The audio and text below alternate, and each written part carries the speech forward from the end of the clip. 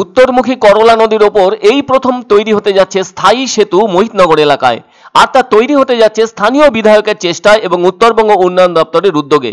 ফলে 21শে জানুয়ারি মঙ্গলবার ওই ফুটব্রিজের শিলান্যাস করবেন জলপাইগুড়ি সদর ব্লকের তৃণমূল বিধায়ক ডক্টর পি.কে. বর্মা। আর এই ফুটব্রিজ তৈরি হয়ে গেলে দীর্ঘদিনের একটি দাবির অবসান হবে।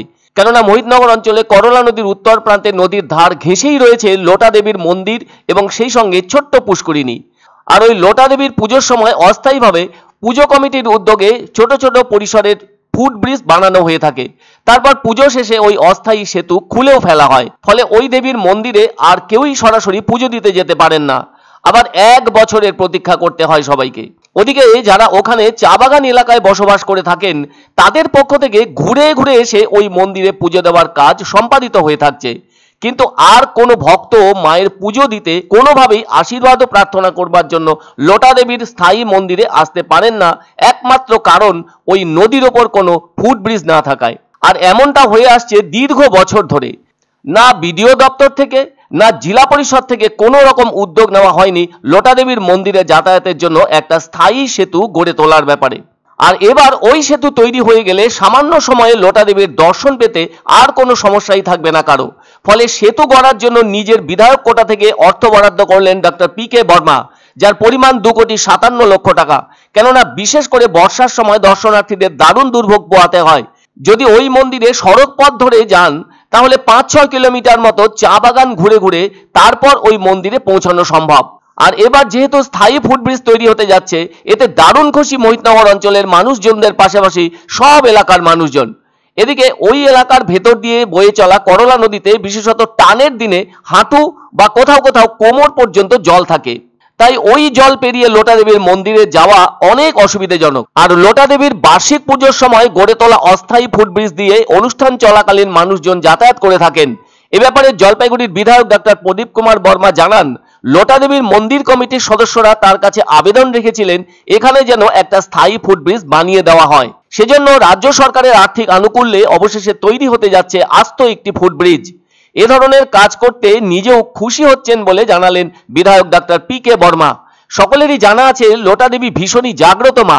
তার কাছে পুজো দিয়ে সুতোয় ঢিল বেঁধে তা গাছের সঙ্গে জড়িয়ে মানত করলে তা নাকি সফল হয়। ফলে পরের বছর মূল পুজোর সময় মায়ের পুজো দিতে হয়, এমনটাই রেওয়াজ আছে লোটা দেবীর বিষয়ে। তবে শুধুমাত্র বছরের মূল পুজোর সময় তো লক্ষাধিক ভক্তের সমাগম ঘটে, কিন্তু সারা বছরে আর ভক্তরা মায়ের মন্দিরে এসে মায়ের আশীর্বাদ নিতে পারেন না শুধুমাত্র করলা নদীর উপর সেতু না থাকার জন্য। ফলে এবার সেই অভাব পূরণ হতে চলেছে। সেতু হয়ে গেলে সারা বছরই লোটা দেবীর মন্দিরে ভক্তের উপস্থিতি লক্ষ্য করা যাবে। ফলে বর্ষার সময়ও আর কোনো সমস্যা থাকবে না ওই মন্দিরে যাওয়া আসা করবার জন্য। এখন সকলেই চাইছেন সেতুটি কত তাড়াতাড়ি তৈরি করা সম্ভব হয়, যেন মুশকিল আসান হতে চলেছে। এর ফলে লোটা দেবীর মন্দির মানুষের নাগালে এসে পড়বে আর 5টা মন্দিরের মতো।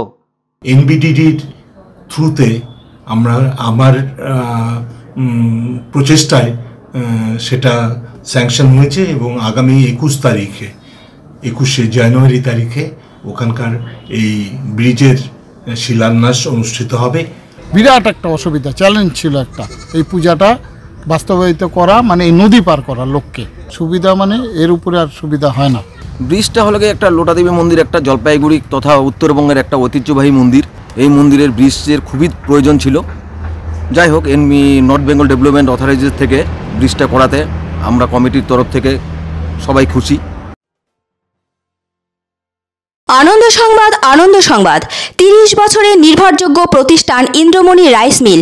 আমাদের কয়েকটি জনপ্রিয় ব্র্যান্ড হলো তাজ, বরলি, খুশি ইত্যাদি।